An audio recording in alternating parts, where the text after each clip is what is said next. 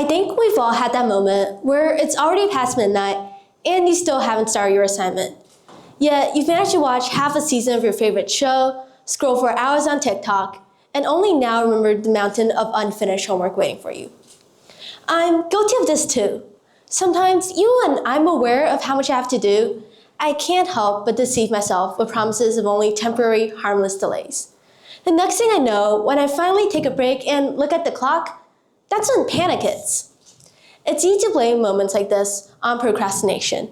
But once you start considering where you've actually spent your time, such as deciding what to eat, what to wear, what to watch, it's in moments like these where we unconsciously let our indecisiveness consume most of our time. After putting aside our priorities, we often try to convince ourselves that we'll just do it tomorrow.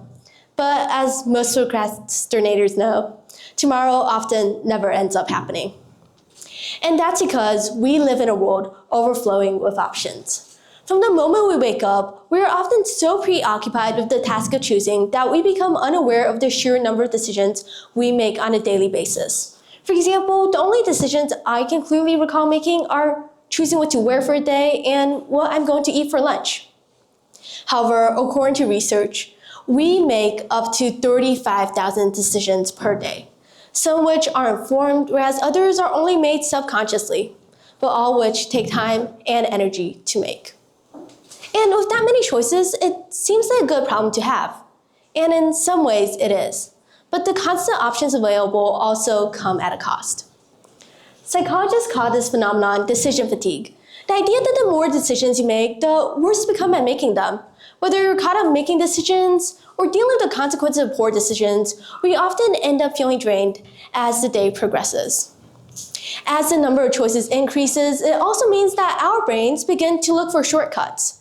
Sometimes this means procrastinating, other times it means choosing to avoid decisions altogether. This mental exhaustion takes a toll on us as it often leaves us to making irrational choices or simply choosing to do nothing at all, leading to even bigger problems in the long run. This issue, however, isn't just limited to miscellaneous choices like choosing what to wear or what to eat. It also affects how we decide to spend our time. It often feels like there's always something better to do than what is in front of us. Something more exciting, more stimulating, or simply something that offers us that extra boost of dopamine.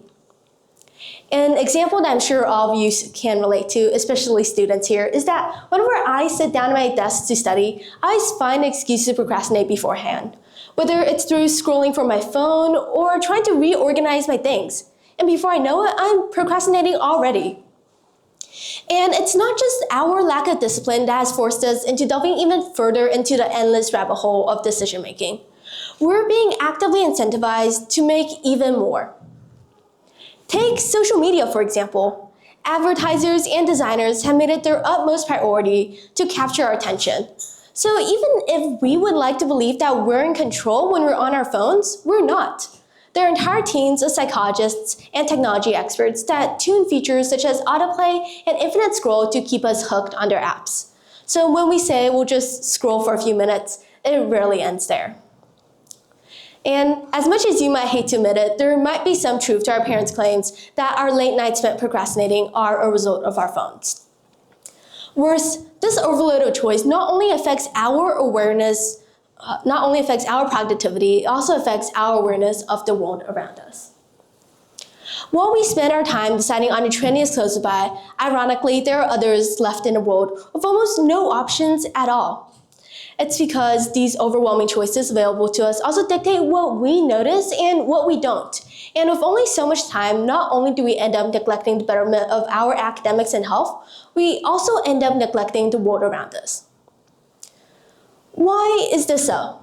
We tend to assume that more options inherently means that we live in a better world. But having the same number of options as we do, privileges such as these are hardly distributed fairly. When we're caught up with the abundance of choices available, it often makes us oblivious to suffering of others around us. We are blinded already by the endless amount of choices we have to make to the point where we're too caught up in our phones to even take a break and look up. This creates a toxic cycle where we're too enveloped in our options and material goods to be able to observe and help the world around us. So now you might be wondering, how do we fix our lack of awareness and indecisiveness? The reason why we can't make our decisions based on bigger picture is because a lot of times we're consumed with unnecessary choices. We only make these unnecessary choices because we feel like we need to keep up with other people, that we need to follow the trends that are currently going around social media. But when you start cutting off things that are unnecessary, you'll find yourself making fewer decisions overall and feeling less anxious about choices that don't matter. Because the truth is, some decisions are simply not worth your time. When you decide what actually matters to you, align your priorities and your decisions to those that you actually want to achieve. You'll stop worrying about decisions of consequences that won't matter in a week. Only through intentional efforts can we truly become aware of the world around us and also be able to make conscious and coherent choices. Technology has opened many doors for us, but it is also up to us then to decide which ones are worth our time. Resisting the options that are provided to us can be grueling, but it's also necessary in order to work towards what we're achieving.